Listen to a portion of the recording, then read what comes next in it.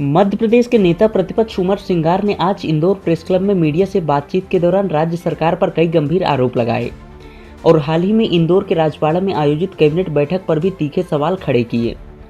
उन्होंने कहा कि मुख्यमंत्री डॉक्टर मोहन यादव को पहले यह स्पष्ट करना चाहिए कि इंदौर में कैबिनेट बैठक आयोजित करने का उद्देश्य क्या था और इस बैठक से इंदौर को क्या लाभ मिला। सिंगार ने आरोप लगाया कि यह बैठक महज दिखावा था और इसमें इंदौर के लिए कोई ठोस सौगात नहीं दी गई।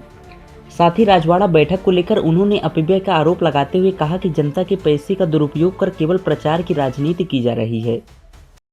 देखिए, जनता कैबिनेट इंदौर में हुई और मैं समझता हूँ कि आम जनता के पैसे की गाड़ी कमाई से चांदी के बर्तनों के अंदर मंत्रियों को खाना खिलाया जा रहा है और एक तरफ पूरे प्रदेश के अंदर जनता किस प्रकार से छोटा वर्ग, गरीब वर्ग को एक पेंशन के लिए दौड़ना पड़ता, राशन के लिए दौड़ना पड़ता और ये पैसा आपका, हमारा, जनता का पैसा है और इंदौर से ऐसी लाखों करोड़ों रुपए का टैक्स आता है। इंदौर की जनता के लिए क्या एक कैबिनेट से क्या फायदा हुआ? इंदौर में क्या आप यहाँ का टैक्स कम करेंगे? ये बताएं मुख्यमंत्री जी। इंदौर को नई सौगात के रूप में आप क्या देंगे, ये स्पष्ट आप करें। इंदौर के अंदर आवश्यकता है कि जिस प्रकार से सीवेज लाइनें पानी भरा रहा, आप देखते बारिश के समय फिर बारिश आ रही है, तो क्या उसको लेके आपने अलग से कोई प्रावधान दिया?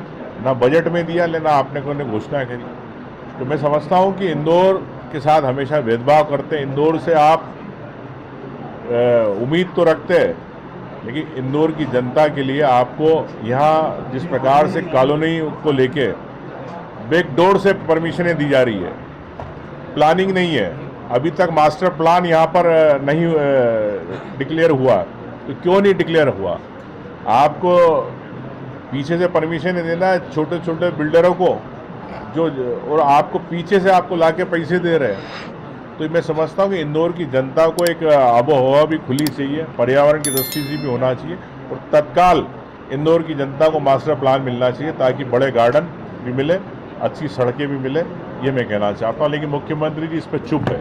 इसके अलावा सिंगार ने मंत्री विजय शाह से जुड़े विवाद पर बनी एसआईटी पर भी सवाल उठाए। उन्होंने कहा कि जिस तरह से एसआईटी का गठन किया गया है वह संदेहास्पद है। सिंगार ने आरोप लगाया कि एसआईटी में वही अधिकारी शामिल किए गए हैं जो पहले विजय शाह के प्रभार वाले जिलों में पदस्थ रहे हैं, जिससे निष्पक्ष जांच की उम्मीद कम है। उन्होंने यह भी कहा कि यह पूरी प्रक्रिया बंद कमरे में हुई है, जिससे साफ है कि यह जांच केवल औपचारिकता है। जो अधिकारी उसमें नियुक्त किए गए, कहीं ना कहीं विजय शाह से जुड़े हुए सब खरगोन में एसपी रहे हैं। मैंने उसमें स्पष्ट कहा, चाहे दोनों के बारे में कहा। तो क्या इस एसआईटी की चुनने के लिए क्या विजय शाह को अधिकार दिए थे मुख्यमंत्री जी? ये स्पष्ट करें।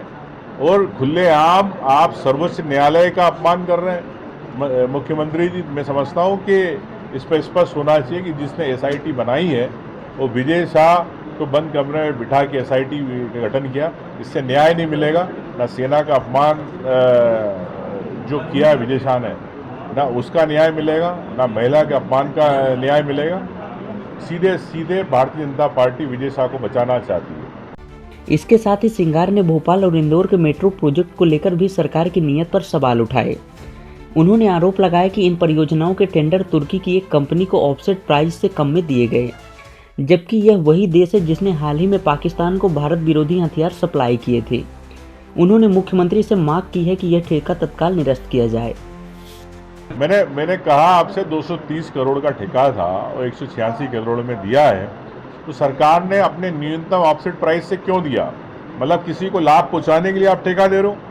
और वही तुर्की जो जिसने अभी पाकिस्तान के साथ मिलके उसके हथियार हमारे देश की सेना पर गिरे, तो क्या ऐसे लोगों को आप ठेका देना चाहते हैं? मुख्यमंत्री जी चुप क्यों? इस पर तत्काल ठेका निरस्त होना।